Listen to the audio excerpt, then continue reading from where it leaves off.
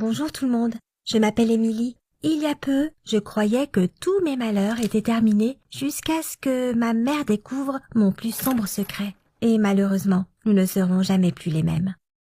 Il y a une semaine, ma mère et moi avons emménagé dans notre nouvelle maison. Nous n'avions même pas encore déballé tous les cartons que nous nous y sentions déjà heureuses, car notre ancienne maison nous rappelait trop d'événements tragiques. Mais les mauvaises choses arrivent toujours quand on s'y attend le moins, n'est-ce pas? Un jour, je rentrais chez moi à pied après l'école, et en rentrant dans la maison, j'ai vu ma mère assise par terre en train de pleurer. J'ai voulu lui demander ce qui s'était passé, mais alors, j'ai vu mon journal intime entre ses mains. Quoi? Il semblerait qu'elle avait ouvert un carton de mes affaires et l'avait trouvé. J'ai voulu tout lui expliquer, mais...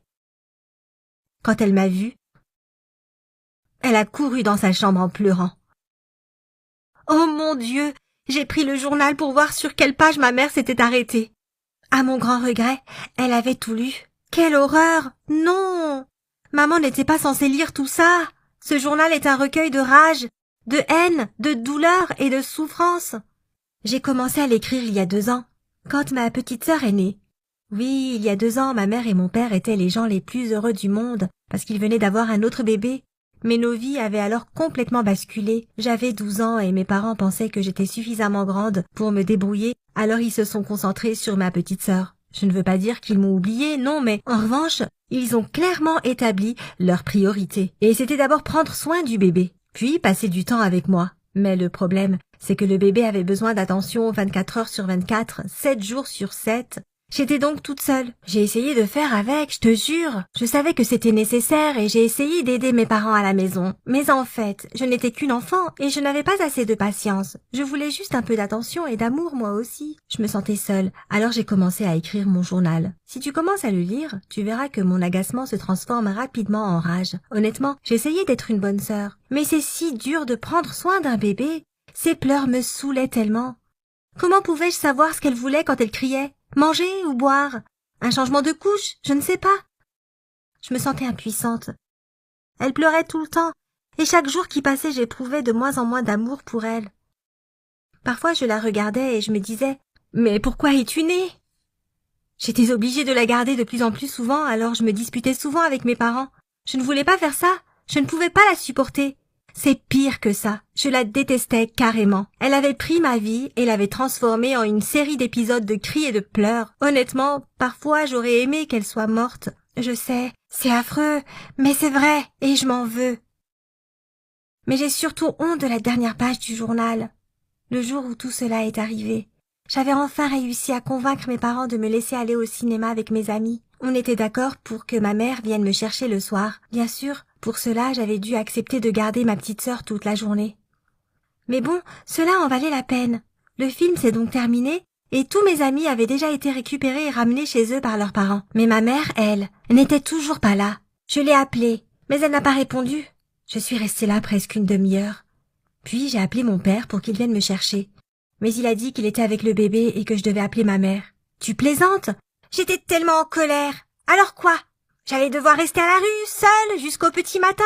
C'était la seule fois en 1 an que je demandais quelque chose à mes parents. Et non, ça tournait au drame. J'ai commencé à crier sur mon père, et il a dit qu'il serait là bientôt. Mais son bientôt a duré 1 heure. Quand il est arrivé, je suis montée dans la voiture et j'ai immédiatement entendu un cri trop familier. Bien sûr que c'était ma sœur. Papa ne pouvait pas la laisser seule à la maison, alors il l'avait emmenée avec lui. J'étais tellement en colère à ce moment-là. On a commencé à se disputer et j'ai dit « J'en ai marre de vous tous et de votre petit bébé ». Papa était choqué. Il s'est tourné vers moi et il a voulu me dire quelque chose. Mais on a alors entendu un klaxon de voiture. On allait s'écraser contre une voiture qui arrivait en sens inverse. Alors papa a tourné brusquement le volant et nous sommes sortis de la route et avons heurté un arbre.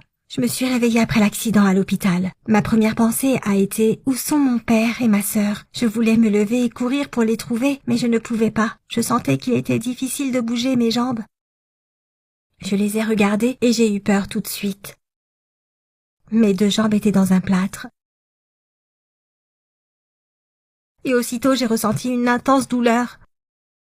J'ai crié et soudain ma mère est entrée dans la pièce et m'a serrée dans ses bras. Puis elle s'est mise à pleurer. Maman m'a dit que papa n'avait pas survécu. Oh mon Dieu! Je me suis souvenu que c'est moi qui avais distrait papa de la route, et c'est pourquoi nous avions eu cet accident.